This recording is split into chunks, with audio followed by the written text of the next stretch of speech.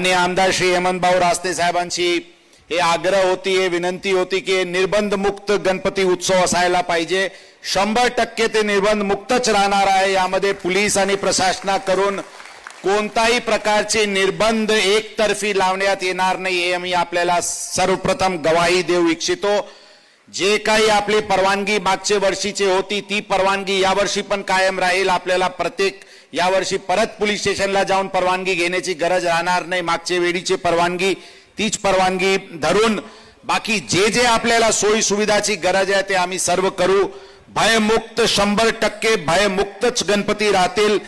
उत्सवमध्ये कोणी मध्ये आला आणि कायदा सुव्यवस्थाचे प्रश्न निर्माण करण्याचे किंवा गुन्हेगारी किंवा महिलाचे सुरक्षावर विपरीत असे परिणाम होईल किंवा दारू पिऊन काही सामाजिक शांत सुव्यवस्था बाधित करण्याचे कोणी प्रयत्न करतील त्याचे सर्वांचे अशा गुन्हेगार कृत्यावर आपले सोबत मिळून आपले सहकार्य घेऊन अशा प्रकारचे लोकांना आज जोरात पोलीस विभागाकडून कारवाई होईल. पढ़ते रहिए fight against criminal daily newspaper.